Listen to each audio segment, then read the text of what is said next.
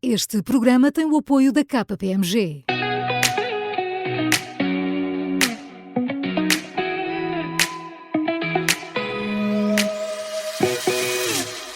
Ora viva, as empresas familiares são uma realidade relativamente discreta na economia portuguesa, são muito mais do que pensamos e têm uma lógica própria que muitas vezes nos escapa. E é precisamente de empresas familiares que falamos hoje. E vamos fazê-lo com José Germano de Sousa, é presidente da Associação das Empresas Familiares, é médico e administrador do Grupo Clínico Germano de Sousa. E com Luís Magalhães, é o responsável pela área da consultoria fiscal da KPMG. Eu sou o Paulo Ferreira e este é o GPS, Gestão, Pessoas e Setores, um podcast do Observador em parceria com a KPMG. Sejam ambos bem-vindos, é um gosto recebê-los aqui. Este nosso GPS, como sabem, tem 3 segmentos que nos vão conduzindo pelo setor, neste caso pelo tema das empresas familiares, um número relevante, uma ideia de futuro e um protagonista decisivo. José Germano de Sousa, começando por si, vamos começar pelo número, qual é? O número é bonito. Fala-se muito em 75% do PIB nacional é a responsabilidade das empresas familiares. Isso é verdade, mas também temos que pensar sempre naquilo que é o que é uma empresa familiar. Claro. Não podemos só dizer... Sim, o número é esmagador. O número é esmagador, claro. Claramente. Estamos a falar de PIB, emprego e por aí fora. Discuto muito sobre isso. Claro que nós percebemos o que é que são empresas que têm grande legado, muitas gerações, mas todas as empresas, até que o pai e a mãe têm um filho, tem tudo a ver com responsabilidade de capital. O risco do investimento, o risco do capital. E esta, se quiserem, é uma definição associada àquilo. Quem é que assume o risco do seu investimento, do seu negócio? A partir do momento que é uma família, toda a família está implicada na hipoteca que fez dos seus ativos para o banco emprestar dinheiro, naquilo que, como é que tem dinheiro para pagar as contas, etc, etc. Começa por aí. Podemos pensar nas maiores empresas nacionais, pensar que o top 25 das empresas nacionais, uma maioria qualificada, são empresas familiares. Sem discussão. Estou-me a lembrar de algumas cotadas, Grupo Sonai, Semapa, por aí fora. Exatamente. E são familiares, claramente. José de Mel, família José de Mel, claro. Etc. Não é? E vamos por aí, claro. E aqui é que está a grande questão. Eu assumir risco, é a diferença entre o dinheiro não é meu, é diferente. O mundo corporate associado àquilo que é, obviamente, rotatividade de administrações, as responsabilidades são diferentes. É preciso ter consciência disso. Portanto, isso coloca-nos aqui neste ponto na questão do risco e também, Luís Magalhães, dos vários formatos, dimensões que as empresas familiares podem ter. Falamos aqui agora vai das grandes às micro, basicamente, não é? Sim, é verdade. Nós temos o privilégio de já há muitos anos acompanhar a vida destas empresas e também da associação, com o Zé, enfim, e antes disso com o Peter também. E é verdade isso. Nós temos desde empresas cotadas com free capital razoável e outras não. E depois nas outras, que são aquelas que tipicamente são mais associadas ao conceito de empresas familiares, temos empresas como a Germano de Sousa, que é conhecida por várias razões, e temos empresas mais pequenas. E eu acho que o mercado, no geral, associa o conceito de empresa familiar àquilo que pode ser chamada micro ou pequena empresa, não é? E em termos de número, talvez seja isso que mais representa, claro. Mas não é esse o paradigma. E a ambição das empresas familiares é crescer e ganhar relevância no mercado através de uma coisa que o Zé ainda não referiu, mas eu imagino que ele vai referir, que eu sei que ele gosta muito, que é a perpetuidade. Ou seja, a gestão de uma empresa familiar, além do risco de capital, que ele já referiu, é muito marcada, e nós sentimos isso muito, é muito marcada por contraponto às empresas de capital aberto, puras, digamos assim, empresas cotadas, não familiares, é muito marcada pela preocupação genuína que existe. Portanto, não é fake, não é fingir. A preocupação genuína com as novas gerações. Muitos deles já herdaram este legado e têm a preocupação, e nós sentimos isso, têm a preocupação de assegurar que aquilo que vão entregar está em melhor estado do que receberam. Claro, portanto, a perpetuidade, a ideia de que aquela empresa, aquele grupo, aquele negócio, se quisermos, é para sempre, não é, José? É para sempre porque a família, basicamente, tem ali o seu grande ativo, a sua fonte de rendimento também. Sim, mas mesmo o pai educador tem que ter sempre muito respeito, primeiro que tudo, pela questão daquilo que é quais são as regras da sucessão. O pai tem que ter respeito por isso e perceber os filhos que têm, a educação que lhes deu, a forma, a clarificação das regras do jogo, o acesso a serem ou não trabalhadores na empresa, etc. A perpetuidade passa por isto tudo. Muito respeito por estas regras, muito respeito pela sucessão. Porque se facilitas, rapidamente tens uma empresa a desvirtuar, claro. Seja de que forma for. Claro, e que pode ficar em risco. Absolutamente. Claro. Então, vimos já este número, 75% de peso na economia, no emprego, nos grandes indicadores de empresas familiares. Luís Magalhães, vamos passar à ideia, que a ideia do contexto legislativo. O que é que há a dizer sobre isso em relação às empresas familiares? Vamos ver, as empresas familiares, como é evidente, antes de ser familiares, são empresas. Têm as preocupações iguais a qualquer outra empresa, do ponto de vista regulatório, do ponto de vista da concorrência, do ponto de vista fiscal também, não é? Portanto, têm as mesmas preocupações. Tem algumas particularidades e que eu julgo que estão muito ligadas a este conceito que o Zé já referiu de capital arriscado da família e perpetuidade. E desse ponto de vista nós temos tido, enfim, várias interações com vários governos ao longo dos últimos tempos e temos tentado sensibilizar para preocupações que eu acho que são legítimas deste tipo de entidades, procurando criar um quadro normativo estável. E o mais que estável, enfim, nós muitas vezes falamos da estabilidade fiscal e o mais que estável diria previsível. Porque nós vivemos num mundo altamente instável. Mas que se perceba qual é o caminho, não é? Que se perceba qual é o caminho, claro. Tal e qual. Não é estabilidade no sentido de imobilidade, não é isso que se defende, não é? Mas antecipação. Porque quem gera com uma ótica de longo prazo, como no caso das empresas familiares, precisa, ainda mais do que as outras empresas, de ter um quadro normativo que seja antecipável e que consigam tomar decisões adequadas. E, portanto, eu acho que há algumas matérias que podiam ser otimizadas do ponto de vista regulatório e falo daquilo que percebo, que é de impostos, no sentido de estimular e apoiar operações de concentração. Claro. Este governo já o disse, tem um pacote, enfim, que está desenhado nessa linha. E, portanto, operações de concentração, outro tipo de colaborações, não tem que ser fusões de empresas. Há vários tipos de interação em fileiras verticais. Temos o caso do têxtil, do calçado, do ferro, enfim, a agricultura também. Muita coisa pode ser feita aí. Eu acho que está a ser pensado. A esse nível. José Germano de Sousa, nesta questão do enquadramento legislativo, de uma forma genérica, para além de fiscal, o que é que mais impacta neste formato de empresas? Deixa-me dizer isto. Nós somos corredores de fundo. Nós pensamos sempre para as gerações. Nós estamos aqui a trabalhar trimestres para um prémio. E para valorizar e vender a seguir, sempre, claro. Se quiserem, pedimos emprestado o nosso ativo legado para as próximas gerações. Isto é tudo uma realidade, é muito verdade. E aí o posicionamento perante o negócio é completamente diferente. Em termos legislativos, precisamos de estabilidade. Precisamos de estabilidade, precisamos de acreditar. Como nós assumimos o risco, nós temos para assumir risco, também queremos ter, obviamente, a estabilidade legislativa é fundamental. O Luís disse uma coisa muito interessante e é óbvio que nós temos sempre que pesar aquilo que é o país em que vivemos. Nós não vivemos na Europa, nós vivemos em Portugal. E quando eu falo de empresas familiares, claramente há um peso muito grande de empresas, apesar da associação não ser uma empresa de empresas portuguesas, mas há um peso importante naquilo que são as empresas portuguesas. E claramente aquilo que é a escala que nós conseguimos obter em Portugal, nós somos castigados quando temos escala em Portugal. Não acontece na Europa, não acontece em mais lado nenhum do mundo. Quando eu cresço em Portugal, eu sou castigado. Tenho uma derrama estadual que me castiga. A partir de 1,5 milhão de euros de lucro, parece que é um número, isto talvez tenha muito sido grande. criado no PREC, não é? Eu tenho um número incrível, que é ter 1,5 milhão de lucro. A partir de 1,5 milhão de lucro eu tenho uma derrama estadual, ou seja, eu sou castigado por ter mais lucro. Não faz sentido. Para além disso também, se eu quero criar escala em Portugal, na nossa dimensão, que é mínima, eu tenho que olhar para aquilo que são as regras da concorrência na minha dimensão. Portanto, é muito complicado a maior empresa nacional quer criar escala mundial, em Portugal poder comprar a segunda empresa do setor. Claro.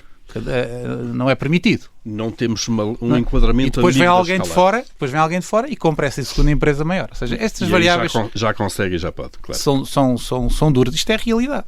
Claro. A realidade é a nossa história. Claro. Não é? Portanto, essa dificuldade que o enquadramento tem, no fundo, em pelo menos não ser um travão. Pelo menos não ser um travão. À escala. Deixem-nos trabalhar. Deixem-nos trabalhar. Exatamente. Basicamente. José, outra coisa que é importante nas empresas familiares e que está sempre presente é o protagonista. Que vai ser o nosso protagonista, mas é a sucessão. Sim, claramente. E a preparação. Aqui a associação entra com preocupações. A associação existe exatamente naquilo que é a sensibilização e a preocupação com estas variáveis. As variáveis daquilo que é a governance familiar, a forma como a empresa, a família organiza não só o seu family office como a sua empresa e como é que organiza e prepara as gerações a seguir. Tem o risco do capital. Não se esqueça que a responsabilidade é total sobre os séniores da família. A partir daí tem que cometer o mínimo de erros possíveis. Não são os acionistas que depois vão ficar a dizer que perderam aquilo e que já não há problema nenhum, que despedem os administradores e vêm outros. Não. A família tem que gerar fórmulas que nunca são perfeitas, mas que têm que ser respeitadas. Claro. Fórmulas que... Na governance, na gestão da família e naquilo que é a sucessão. Muito respeito por estas variáveis. Luís Magalhães, há certamente boas práticas aqui, não é? Pelo menos algumas que estão instituídas e que devem ser seguidas, independentemente depois da especificidade de cada grupo ou de cada empresa. Quais são, assim, as boas regras principais para a sucessão? Eu acho que a evolução nessa matéria tem sido muito evidente. Muito evidente. Eu sou originário do Porto, conheço bem a indústria do norte do país, muito marcada por um paradigma se calhar diferente daquilo que temos hoje e se calhar em todos os casos correram bem. Eu hoje vejo muito, quer no Porto, quer aqui no Sul também, vejo muitas empresas a tratar deste assunto de uma forma muito mais profissional. Respondendo à tua pergunta, muita comunicação e capacidade de saber ouvir, sobretudo dos patriarcas ou matriarcas. Saber ouvir e interpretar os desafios mais novos. Procurar ajuda externa. Muitas destas empresas recorrem a... Sim. Não é KPMG, que fique claro, mas há pessoas especializadas nos temas de sucessão familiar. Também pode ser, consultores. Sim, matérias fiscais ajudamos, mas no ponto de vista do governance, que eu acho que é a tua pergunta, do governance da sucessão, procuram ajuda externa. E muitas vezes até não portuguesa, em mercados também onde estes desafios, nomeadamente o alemão, foram bem tratados nos últimos anos. E, portanto, o assunto é encarado com transparência, assumidamente como sendo um desafio, que pode não correr bem, e portanto nós sentimos, quer do lado dos mais velhos, quer do lado dos mais novos, e a associação tem um grupo, os Next in Line, que neste momento já tem posições de liderança também na associação. Até essa ponte entre as preocupações e as ambições está muito bem tratada e a associação tem feito um trabalho, acho que é exemplar. Claro. José, não há fórmulas certas aqui, desde buscar gestores profissionais até ter gestores da família, portanto, os dois caminhos são viáveis. Claramente, o que é preciso é gerir probabilidades de risco e ter o mínimo de risco possível de falhar. Todas as variáveis, temos experiência enorme com muitas famílias, todas as experiências são válidas, há de tudo, e todas resultam, tem a ver com a cultura da família, tem a ver com a forma como os pares são competentes ou não competentes, gestão profissional competente, familiares competentes ou não competentes, etc. Há uma variável que eu gosto muito e que acho que é muito importante na educação dos filhos. O filho, as gerações novas têm que ter fome, têm que ser educados para ter fome de ambição, têm que ter fome de inovação, têm que ter fome para rasgar o que está instituído e que está errado. E essa educação é pilar daquilo que é o futuro das empresas familiares, que têm futuro, obviamente, nem todas têm. Claro. No fundo, a preparação para uma eventual sucessão dentro da família começa na educação nos primeiros passos, de alguma maneira. Essa fome de que se fala, basicamente... Sem dúvida. Isto é, fome e clarificação das regras do jogo. E provavelmente não educar na abundância, não sei. Sim. É óbvio que essa variável, todos nós pensamos que o filho do pai que tem tudo, dá tudo ao filho, acaba por estar de barriga cheia, encostado no sofá. Claramente esse exemplo é um exemplo. Claro que é um exemplo de... Mas, Paulo, deixa-me interromper dizendo uma coisa que eu também, como digo, assisto e acompanho muitas empresas destas e estas famílias têm uma preocupação genuína em assegurar que, no caso de a decisão apontar para que a sucessão ocorra dentro da família, em termos de gestão, dotar as suas crianças, os seus filhos, os seus jovens com a educação mais qualificada que possam arranjar. Portanto, já não é, tu não vais suceder-me a mim só porque és meu filho. Tu vais-me suceder se estiveres em condições de o fazer. Portanto, há uma preocupação muito forte na educação, quer em Portugal, quer no estrangeiro. E o que é interessante também, a experiência da associação é que quem é associado tem essa preocupação. E estamos a falar das maiores empresas nacionais. Isso. Estão lá. E por isso quem é associado partilha. E na associação nós temos muitos momentos de partilha, momentos de discussão sobre as nossas experiências. Cada família tem uma experiência. Uns mais profissionais do que outros, nesta questão da sucessão. E esta partilha traz modelos incríveis. Já vi desde protocolos muito simples, mas que funcionam, até protocolos com um grau de complexidade gigante, que também funcionam. Mais profissionalismo ou menos profissionalismo, mas cada família tem o seu modelo. E José Armando de Sousa, quando entramos naquilo que são as políticas ESG, há aqui também, da parte das empresas familiares, uma abordagem diferente, porque alguns destes preceitos fazem parte do formato da empresa, não? Vejam um exemplo português, para as pessoas terem bem consciência do que é a realidade portuguesa de ESG.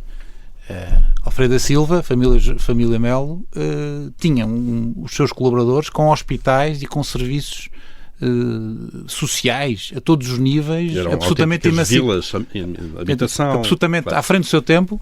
E esta é a história, e este é o exemplo e é a história daquilo que são as empresas familiares. Repare, nós somos exemplo, nós temos o nome na porta, somos a cara, temos a relação com os colaboradores. O nosso legado é muito forte nesta questão cultural da relação com os colaboradores. Muitos são quase família. Não virámos as costas, não vendemos a empresa, não mudámos de empresa no triênio de administradores. Não, a empresa é nossa. Nós temos as pessoas, a responsabilidade. Esse fator humano é fulcral naquilo que é o ESG. O ESG é o futuro, é o caminho do mundo futuro, não há outra hipótese. Só assim nós podemos ter um mundo melhor. Mas as empresas familiares estão fortíssimas em termos daquilo que é environment, tudo o que é o ambiente, o respeito pelo mundo, claro que sim, prezamos pelas próximas gerações, não é? Temos sociais, todos os nossos colaboradores, não é? O governance, a fiscalidade, a ética na fiscalidade, isso tem tudo a ver connosco. Não é? Estamos cá para durar, nós estamos aqui para aldrabar balanços. Os nossos balanços são os mais sólidos, são os balanços que olham para o futuro, isso está comprovado. É lógico. Os investimentos têm que ser ponderados, podemos assumir riscos, mas os balanços são mais sólidos. O facto de terem muitas vezes o nome da família associado à própria empresa e ao próprio grupo, isso traz um peso diferente e humanos diferentes. Traz um preço gigante. Eu, por exemplo, tenho mais de 500 locais no país com o meu nome, vilas, aldeias, cidades, na rua. Eu tenho responsabilidade sobre as pessoas e aquilo que é sobre as pessoas dos meus colaboradores, mas também sobre os meus utentes e as pessoas que vivem e que veem a minha loja.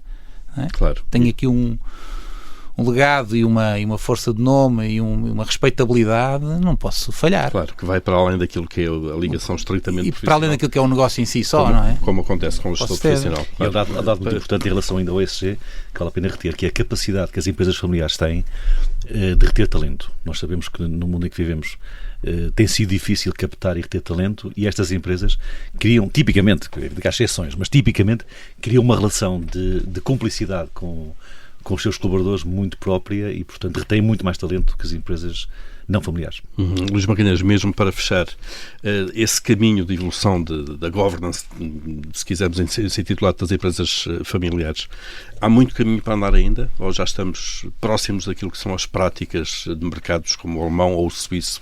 Nós antes de começar esta entrevista, em off, falávamos sobre isso. Há sempre caminho para fazer. E no tempo que estamos a viver, como dizia há pouco, das coisas que mais me motiva, mas também inquieta, é a curva do tempo e a capacidade com que estamos, nós, empresas e país também, a capacidade que estamos a ter de abraçar esses desafios, e eu acho que há aqui uma urgência grande em fazer várias mudanças. O tema da tecnologia é evidente, e, portanto, os desafios que isto representa no reskilling de quem já está connosco e na capacidade de reformar as estruturas de gestão das empresas é evidente. E, portanto, não temos muito tempo para o fazer quando estamos em concorrência com mercados como os asiáticos e os americanos. Portanto, eu acho que há muita coisa a fazer. A Associação certamente fará o seu trabalho, nós também fazemos o nosso, mas é bom que tenhamos consciência que não temos muito tempo. Claro, então há esse sentido de urgência, se quisermos, também aqui. Luís Magalhães, José Germano de Sousa, obrigado a ambos pela presença neste GPS, mais um episódio de gestão de pessoas e setores. Esta é uma iniciativa do Observador com o KPMG. Voltaremos proximamente com mais um tema e mais convidados. Obrigado, até lá.